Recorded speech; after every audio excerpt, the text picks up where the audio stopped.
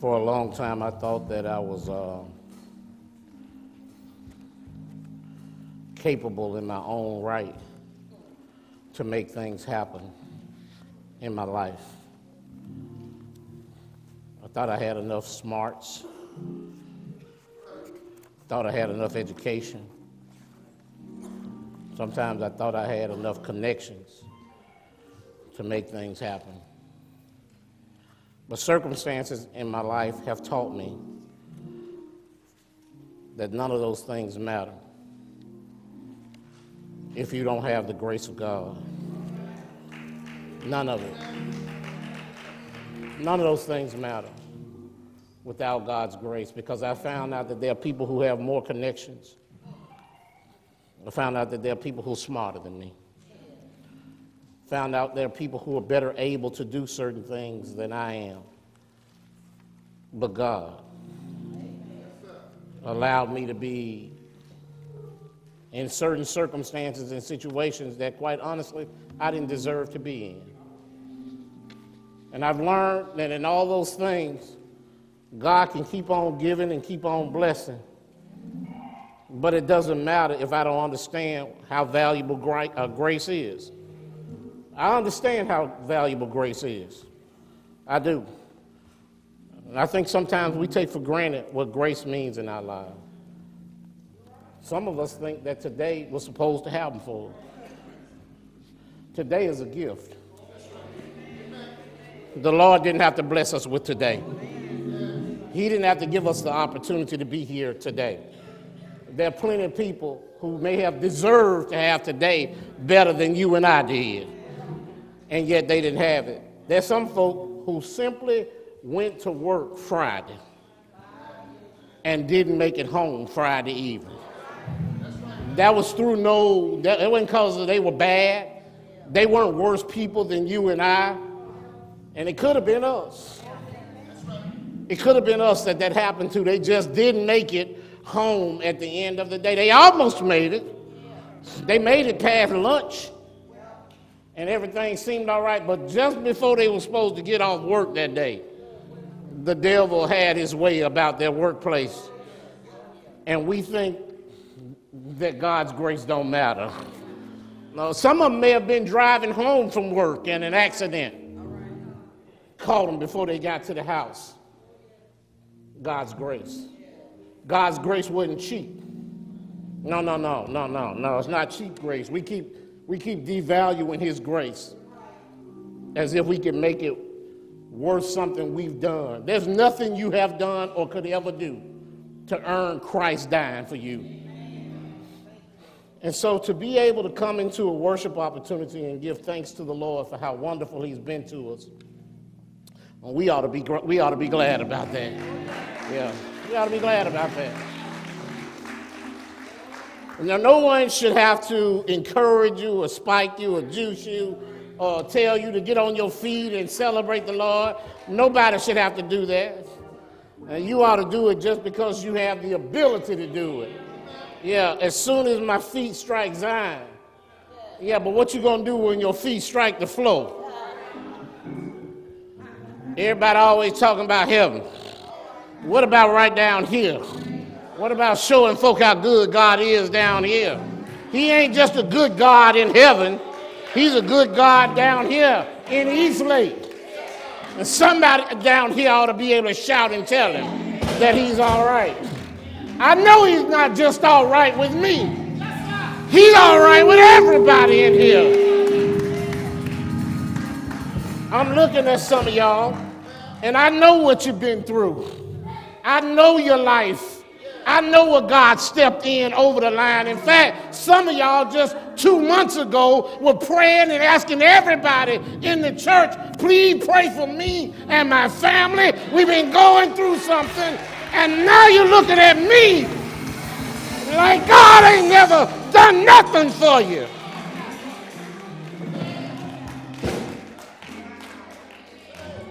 He didn't send me down here to be your cheerleader.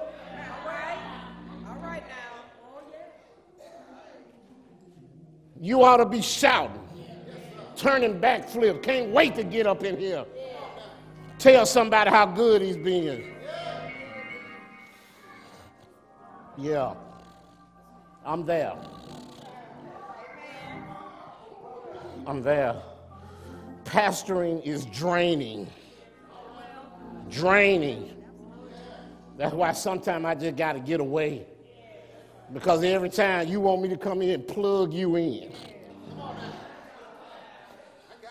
You need to plug yourself in. And then come in and join your circuit to my circuit, and then we'll be on fire. And guess what? It ought to be electrifying up in here. Folk coming in and say, well, he was preaching, but he wasn't talking to me. Yes, I was. You weren't listening. You weren't listening. I was speaking directly to you, but something else had your attention. You come in here, you want to hear me, you'll hear me. Yeah, but you come in here for 15 years and try to encourage somebody over and over and over and over. If it takes me 15 years to encourage you, I got to believe you don't want to be encouraged. All you got to do is come in here one Saturday. We've had a few of them this year. One Saturday and see somebody not being seen, but not being greeted, but being viewed. That'll do it for you. Yeah, as long as you're the one who's able to walk in the door, you ought to be shouting. Because it could have been me. You ought to say it to yourself. It could have been me. Shouldn't have to threaten you with death or imminent bodily harm or anything. How about just the fact that you ate a meal?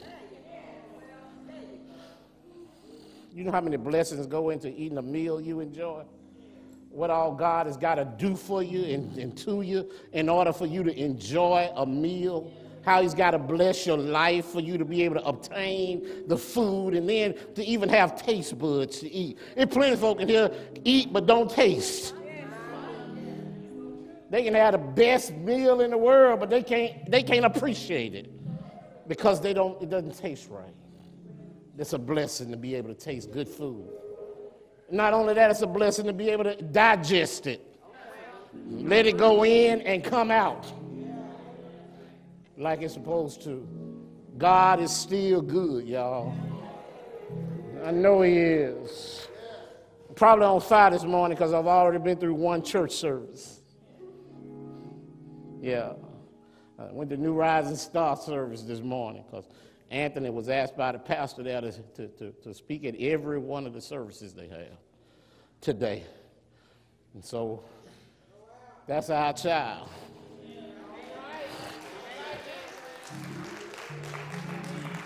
So we went to support him. We went to worship too. And I'm thanking God that we got in there because it was encouraging. It was uplifting. They were singing up in there.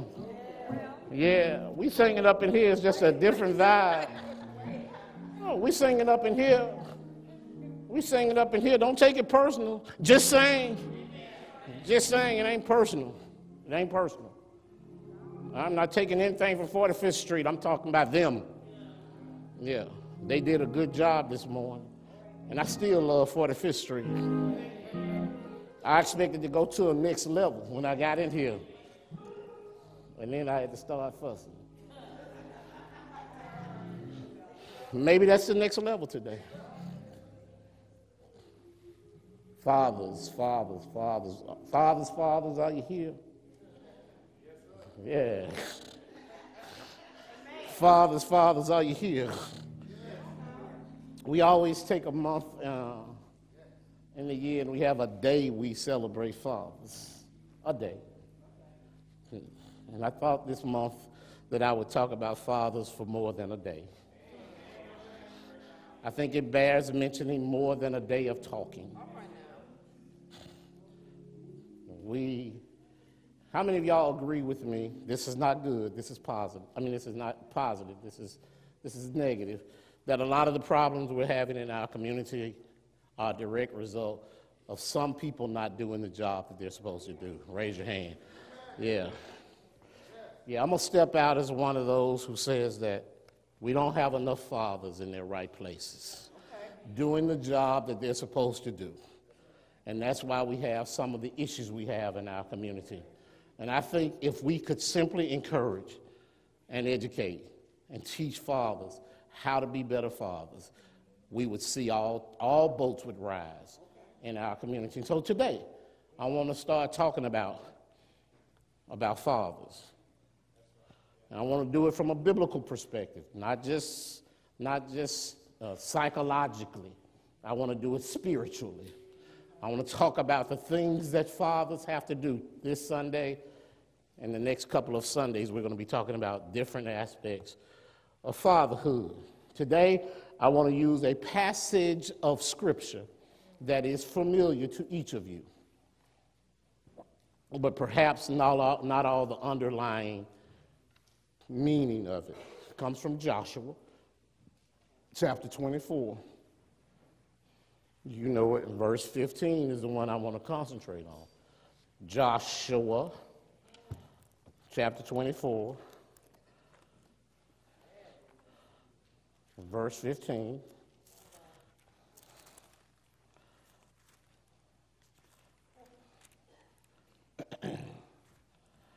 I don't know which version of the Bible they're going to display in the back. Maybe NIV, perhaps. Do you have that? Yeah. I'm reading from King James, but it doesn't matter. It'll read about the same. Joshua 24. Allow me, if you will, to give you a preview by reading verse 14. Now, therefore, fear the Lord, Joshua writes. Starts out. Now, therefore, fear the Lord and serve him in sincerity and in truth, and put away the gods which your fathers served on the other side of the flood and in Egypt, and serve ye the Lord. Verse 15. Verse 15. In the King James Version, it starts out. In the King James Version, it starts out with and. In the NIV, I believe it starts out with but. But if it seem evil unto you to serve the Lord, choose you this day whom ye will serve. Whether it's going to be the gods that your fathers served that were on the other side of the flood, or the gods of the Amorites in whose land ye dwell. But as for me and my house, we will serve the Lord. People don't talk about this a whole lot lately. They don't reference him anymore because he's been made a pariah in our community. But a few years ago, Bill Cosby wrote a book on fatherhood. What he wrote then still has value today. Bill said these words: so you decided to have a child. You've decided to give up quiet evenings with good books and lazy weekends with good music, intimate meals during which you finish whole sentences, sweet private time when you've savored the thought that just the two of you and your love are all you will ever need. You've decided to turn your sofas into trampolines, to abandon the joys of leisurely contemplating reproductions of great art for the joys of frantically coping with reproductions of yourself. Why? Why? He goes on to say that poets have said the reason to have children is to give yourself immortality. And I must admit that I did ask God to give me a son because I wanted someone to carry on the family name. This is prophetic, what he wrote. Well, God did just that. And I now confess that there have been many times I've told my son not to reveal who he is. You make up a name. I've said, just don't tell anybody whose son you are. Wow. Prophetic. And Bill would tell him that. Now, if you don't know the history, Bill's son died prior to all of this stuff coming out. Yeah, it was killed. Yeah, but think about that. Every man wants to be a father. Not every man will be. Not every man probably should be. But those who do become fathers have a responsibility. because they will pass on their name to someone else. And the weight of carrying that name can be good or not. And that doesn't matter if it's a male or female child, particularly today when a lot of women want to have hyphenated last names. You know, they make sure they keep daddy's name in their name. That's important. They won't, that's part of the deal. That's part of the deal. And that's your choice if you want to do that. If you want to do that. I had that conversation with my daughter when she got married. Said she was going to be called Brittany Davis, Sparks Davis. I said, no. You're going to be Brittany Davis. You don't have to keep my name in your name in order to keep me in your heart. Just live the way. We taught you how to live. You want to marry George, take all George's name. No, that's important because I don't want there to ever be a bump, a barrier. No, be all his wife. All his wife. She knows we had that conversation. I think that's important. Don't hedge your bets. All right, on this. Take it all the way. And I think that's been solid information for her. The truth of the matter is there's a burden that goes with parenthood. All right? Not just when we sign their certificate, their birth certificate, not just that they're a reflection of us, but we got a responsibility to teach them the way they are supposed to go. That's our responsibility. And so today I want to talk about the choice. That's the name of the sermon, the choice. The choice. Of all the things in the world you can teach them, I know you teach them a lot of things. I try to teach my kids how to color. Work good for one, not so good for the other. I try to teach them how to bake cookies. We enjoyed doing that. I wasn't really the sports guy, so I couldn't go outside and teach them how to play basketball. But we had folk who could teach them that. A lot of things we teach them. I couldn't teach them how to hunt or fish or do those things, because I don't know how to do those things myself. I couldn't teach them those things. And if I could have, that would have been good. I certainly would have shared what I've known about it. Those things that I can't teach, I've tried to do it. I can't tell you that those things are essential. Can't. But I can tell you that there's something essential that you have to teach your child. Something you have to be responsible. It's the one decision in life they have to make that's essential in their lives. It does not have to do with the chosen vocation they'll serve.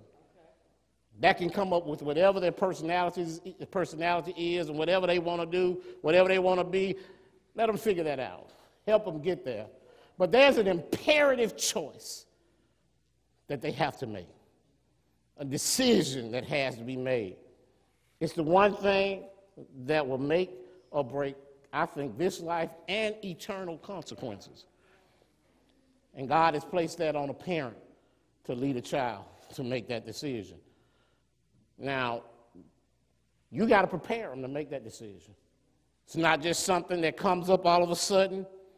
It's something that they have to be led to, something that they have to see modeled, something that they have to see lived and not just taught, because that helps them to ultimately make the decision themselves.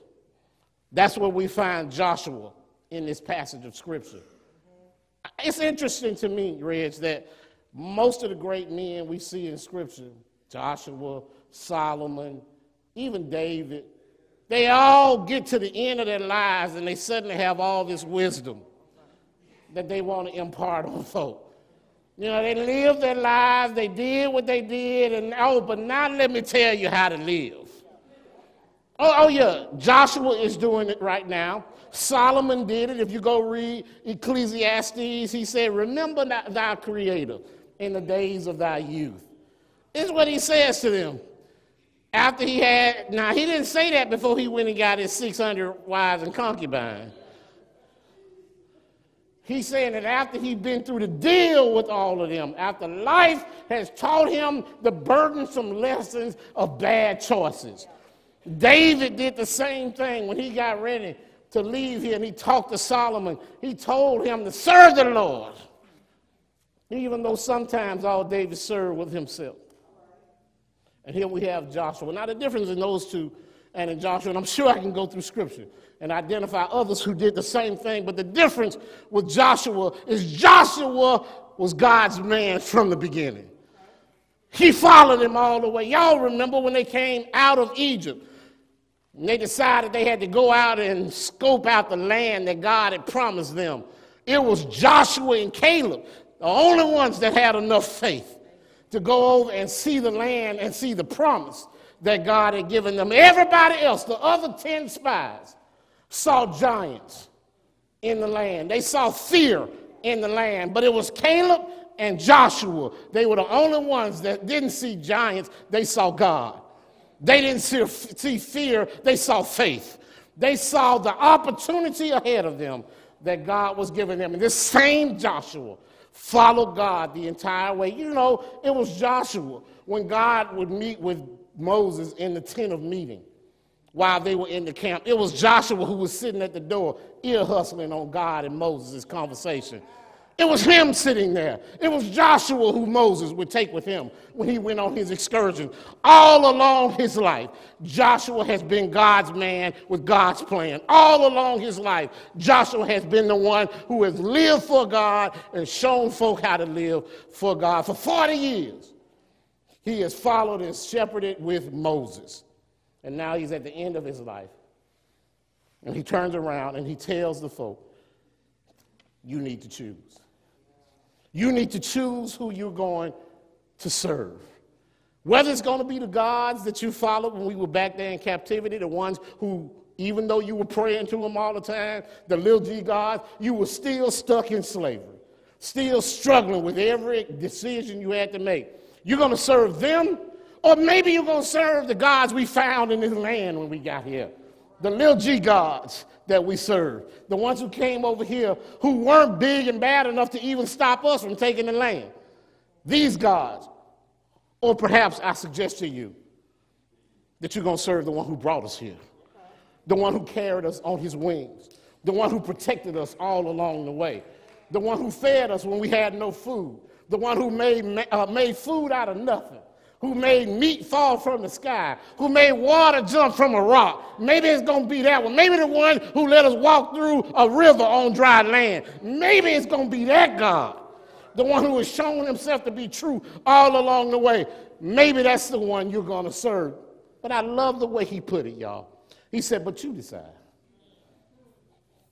He gave them all the reasons why they ought to do it, but he didn't force them to it. It's not a command. It's a choice.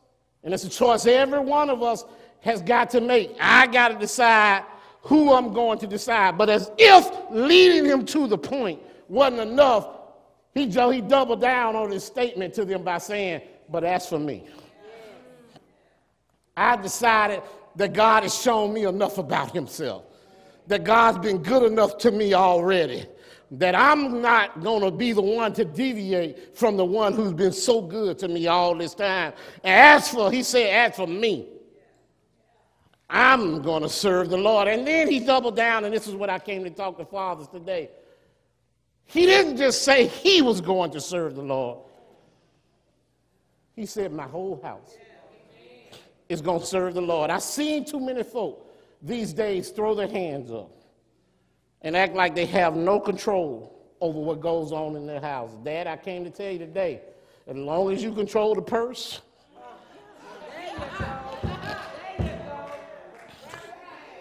you control it all.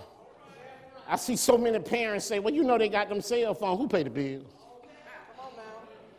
Who pays the bill for that?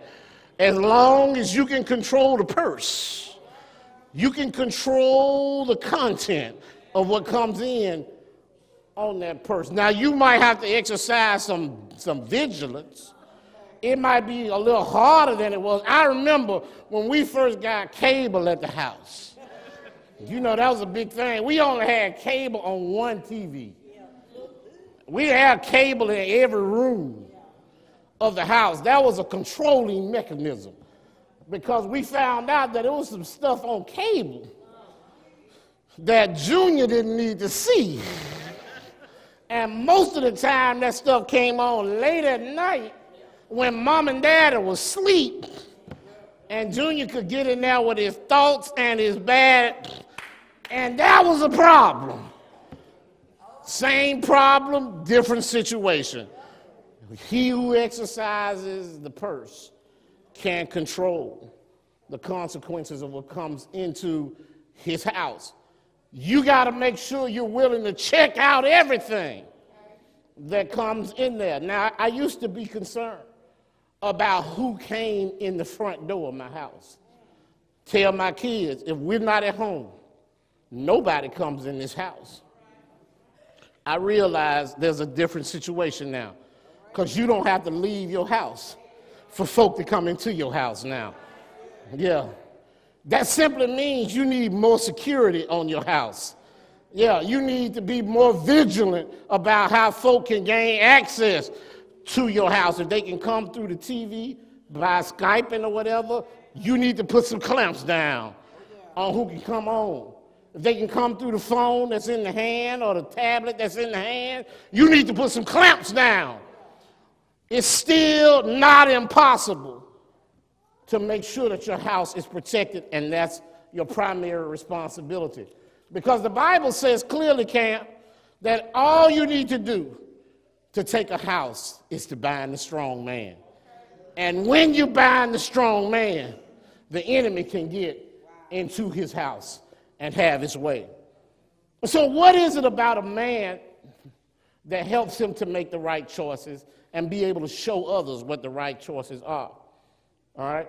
If a man is going to step into his ordained role, God-ordained role, and that's important, if he's going to do what God intended him to do, there are certain things that he's got to do himself. First of all, he's got to love God himself. It's hard to teach your children how to love someone that you don't love yourself. And it's easy for them to see when you're just playing around with that love because who you love, you're devoted to. And it shows in the way you interact with them and the way you deal with them. I can let you in on something. I know it doesn't look like there's a whole lot of food that I'm not friendly with. That's not true. There's certain items on the menu that I didn't like. My mama didn't cook them, so I didn't eat them.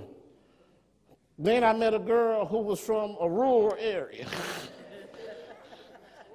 And she knew how to cook that stuff.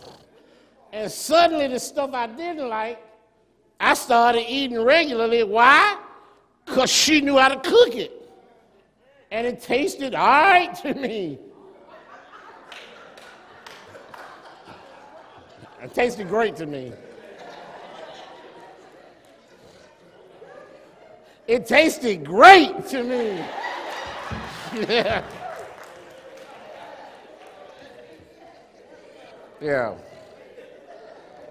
She could have left them tater tots alone, though. That tater tot casserole didn't make it back out again. No, she could cook. I didn't eat squash. I love squash. I took squash 3 times for lunch last week because she made it. What I'm saying to you is when you love somebody, it shows in how you deal with them, how you interact, what they can get you to do. When you love somebody, they can get you to do stuff you wouldn't do automatically. That's true not just of Karen, that's true of the Lord. Yeah, when you love somebody, nobody has to make you come do the things you promised you do in the church. When you love him, you do it because you love him.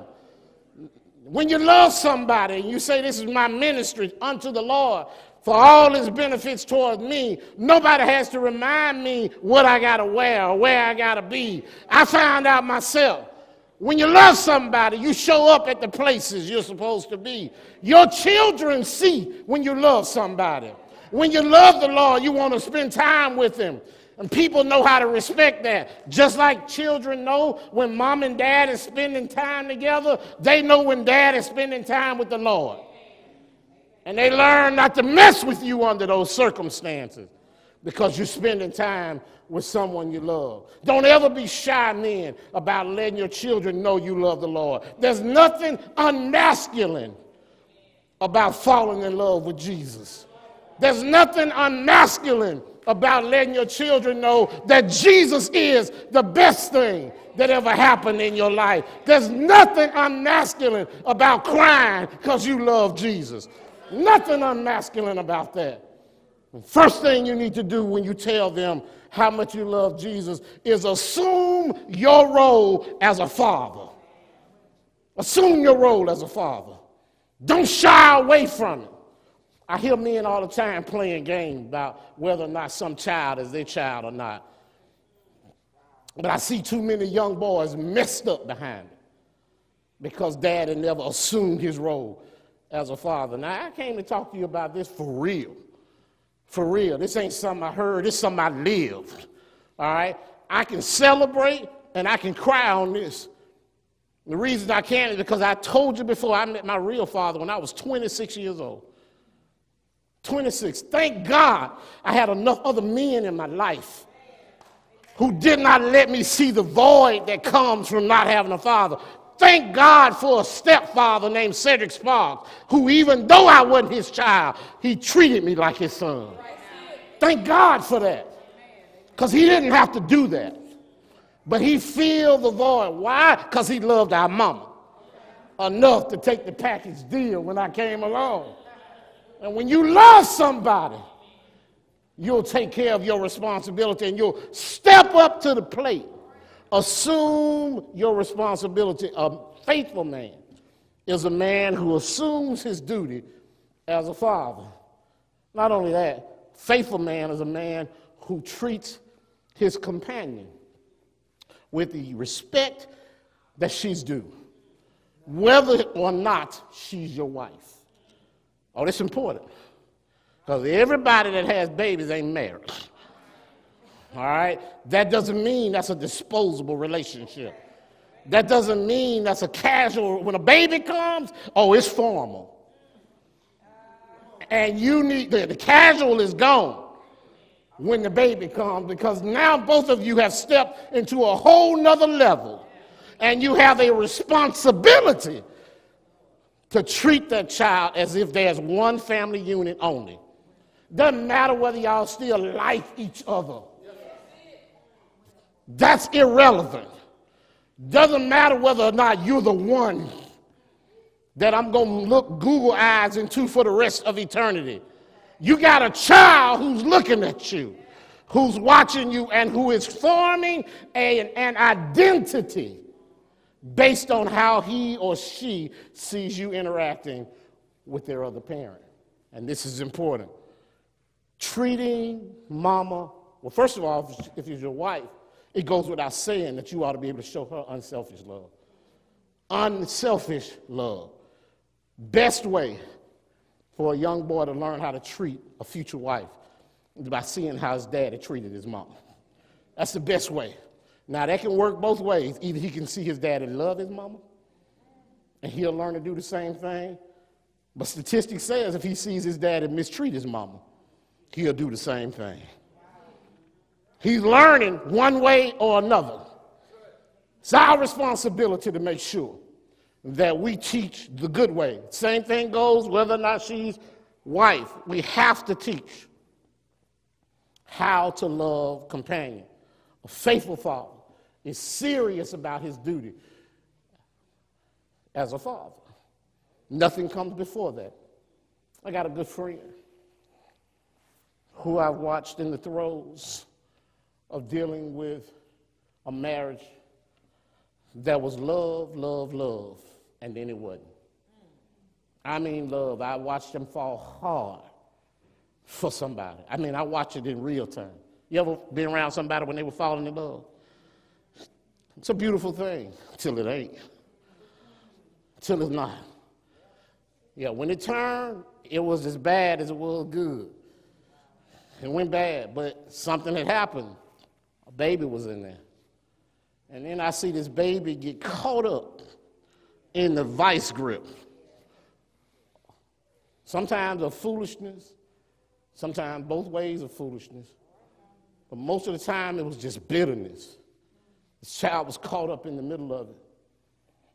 And I don't know how many guys have had this experience. Maybe you won't admit it when you've been on the phone late at night with a good friend who was dejected, who was depressed, who was at the end of his rope because love ain't there no more.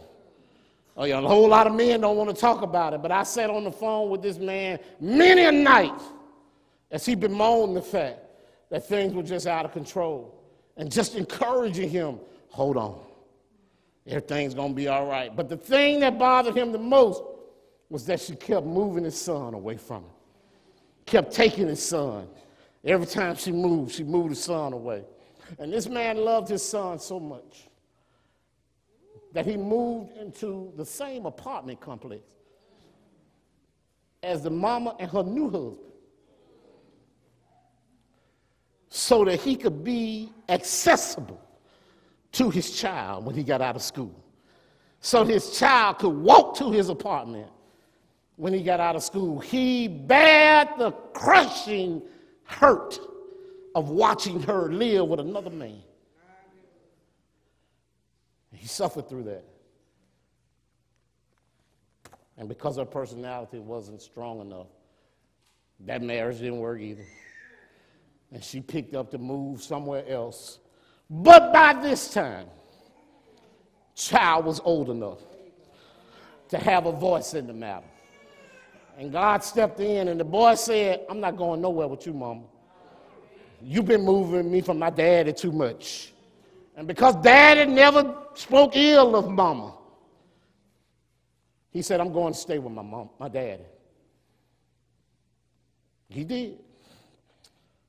And now he's gotten 2 degrees. And he's a forestry agent in another state. He and his daddy have had a great relationship. His father has gotten married again. And he's trying to repair his relationship with his mama. But the daddy took his job as father seriously. And because of that, he got a chance to raise a young man into a good young man. And we all better for it. I'm telling you, the difference we need is we have to suffer and suck it up and deal with the issues so our children come out all right. Did not mistreat Mama.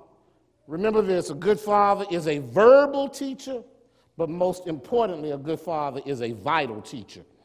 Don't let anybody tell you there's a substitute for a good dad. I'm standing up here now, and I'm going to stand up for all the men and say, a good mama, as good as she is not a good substitute for a good daddy. It doesn't work that way, all right? She can be 100% all the way and do her part, but everybody needs a good daddy. Now, the truth of the matter is some daddies aren't around not because they don't want to be, but because they can't be. It's good under those circumstances, Daddy, that you love enough that you can love beyond your house and help take up some of the slack that goes on when there is an absent father there. You ought to have enough love in your house. I found out a long time ago, my best friend in the world, when I was growing up, father wasn't there. He used to always want to come over to the house. And he did.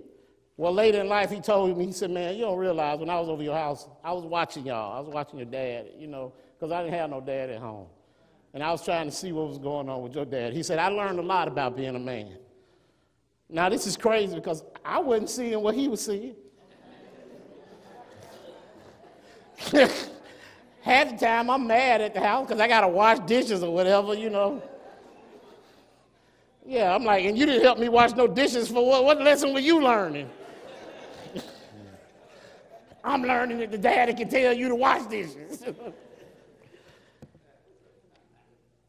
There's enough love in your house for other people to learn from what's going on in your house. A verbal teacher and a vital teacher. Not only that, a good father learns how to avoid problems in his house and in his life. He learns how to avoid them, the ones that are absolutely going to straighten you out, mess up your house, tear you up. Those things a good father pays attention to. So let me see if I can break that down for you.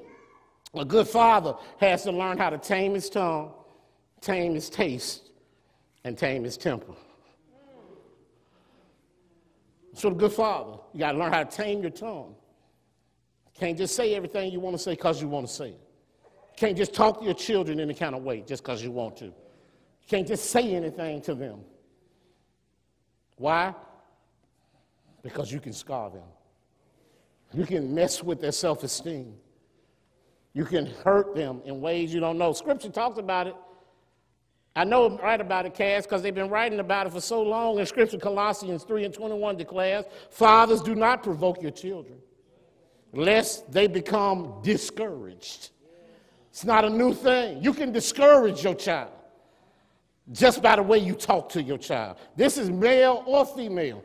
You can discourage them. Not only Ephesians 6:4 says, and you fathers, do not provoke your children to wrath, but bring them up in the training and admonition of the Lord. You have to teach them how to choose the right way. Don't make them mad at you. Now, that's not to say a child won't ever get mad at their parents. Sometimes, just in the course of parenting, there's going to be disagreement. That's fine. What I'm talking about is intentionally demeaning. What I'm talking about is taking your child's weaknesses and highlighting them all the time to them. What I'm talking about is taking your child's natural tendencies and telling them that ain't good enough. Telling them they got to do what you want them to do. Telling them they got to do it how you want them to do it. Telling them their dreams aren't worth being followed. They need to follow your dreams for them. That's not being good to them. You got to learn how to tame your tongue. You also got to learn how to tame your taste. It's important. Some things you might like to do. Some things you might enjoy doing. You've got to learn how to tame those things in your life that are no good for your family. Yes, no good for them, that harm them. Too much alcoholism, too much drug usage, too much pornography, too much all this stuff in your house can damage their psyche, can damage them. Father, you have to show them a righteous way of living. No one can show them better than you. And then you got to tame your temper. Anybody besides me ever come home from work and all you want to do is chill? And chill ain't in your house that day. Chill ran away. Ain't nothing in your house but trouble. Ain't nothing in your house but loud.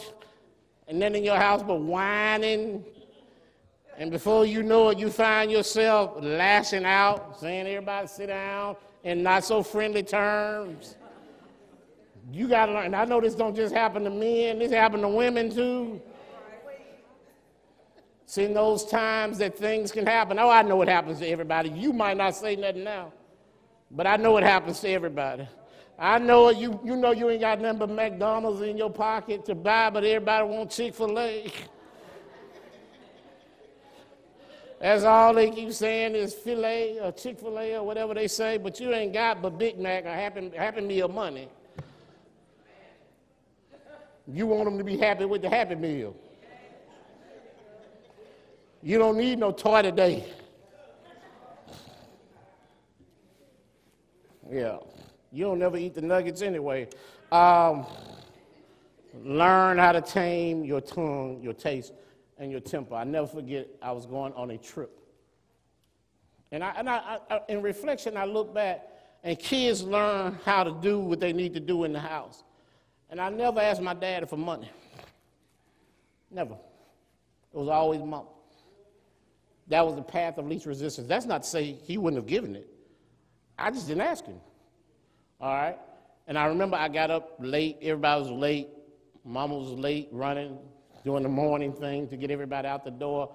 And I remember we were going on a field trip. And I said, Mom, I need $15. Now, it was in the 70s, man. $15 was a lot of money. We had to be going on a serious trip. It was a lot of money. And I never forget the look on her face. The look on her face was, you just took everything I got by asking me for this $15. In other words, you taking my gas money, You taking my lunch money. You taking everything. The pained look on her face. And I think about it now in reflection about why I never had that interaction with Daddy. And that was because even though Mama looked like that, even though Mama was crushed and hurt, I could even tell Cass she was mad a little bit because I had waited till the last minute. Even though she went through that, she still gave it to me. She still gave me her last. And I think about this, that Daddy should have had that experience too.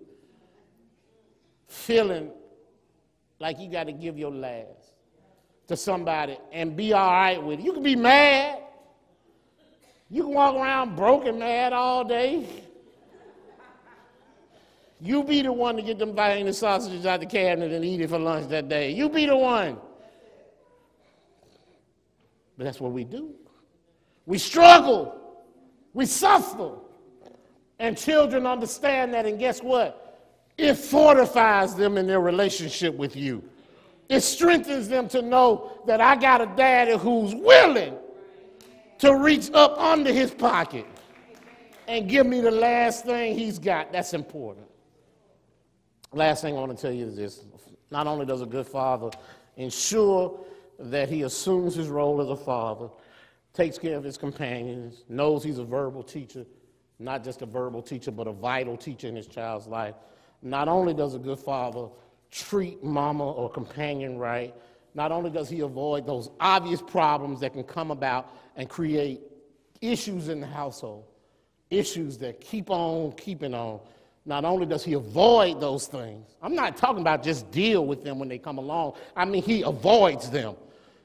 Because I don't need this in my household. I don't need this distracting from me. I have this conversation every day with people about if you really are concerned about your household, then there are certain things you would have done. The last thing is a good father who's put all these good things out there for his children has a right, Reg, to expect good results from his children.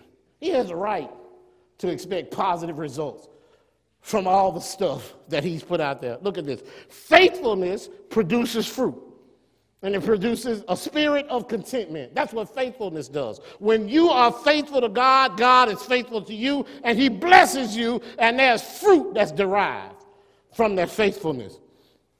A dividend that you get from being faithful is God commending you. And he doesn't always do it verbally, but you can tell he's commended your life because he keeps on blessing you. You keep on seeing the blessings in your life. And so you get commendation from doing your job well as a father from three sources. All right? When you do your job well as a father, you are commended by the sovereign. The sovereign blesses your life. He teaches you that what you've done is good. You'll see favor on your life when you've been working hard to be a good daddy, when you've done the things that have to be done to get your children safely to the next level of life. The sovereign will commend you. Not only are you commended by the sovereign, you get commendation from the saints. Yeah, the folk in church will celebrate you. They'll lift you up and say, there goes a good man right there. He's an example. Not only that, not only is he taking care of his own household, he blesses the household of other people too. So you're commended from the sovereign, you're commended by the saints, and guess what? You're commended by society as well. Society will come along and bless your household because you raise good children. How do I know it? Because I see it happen time after time, over and over again. When you raise children in a good environment, they reach the next level, and you see people come up to you and say, I saw your son. He's a good guy. He's doing a real good job. Or I saw your son, and he was representing y'all. Man, y'all did a good job. You know, they always make fun and say, his mama sure did do a good job. Raise him. Society will come up, and they'll tell you you're blessed because your son ain't causing you no problem. Now, how do I know it works this way? Because I stand at a pivotal point in life. I can see what happens when you don't do a good job. When you don't step out there and represent your child. I can tell you what happens when you have to take care of children who are not doing well, who are not thriving, who are not doing what they should be doing because they didn't have the right pattern. And so I came to tell you today, it's your job It's your job to help them make the right choice. But first, you got to make the right choice. And that starts today. If you've never accepted Jesus Christ as your personal Lord and Savior, that's the first thing you can do in setting the right example for your children and your household. If you've never said, as for me, I will serve the Lord, today's the day. Now's the time for you to accept the gift of salvation that he's given you. If you've never made a conscious choice, you don't have to put the sign up on the wall at your house. Just make sure it's in your heart and live that way. Today is the day for you to accept the opportunity to lead your house in choosing to serve the Lord. While this choir stands and sings a song, I'm encouraging you today to make today the day you make the best choice you can make for the rest of your life. Not only will you be helping yourself, but you'll be laying a foundation for your children and generations to come. Whosoever will, let them come right now. The doors of our church are wide open. Won't you come?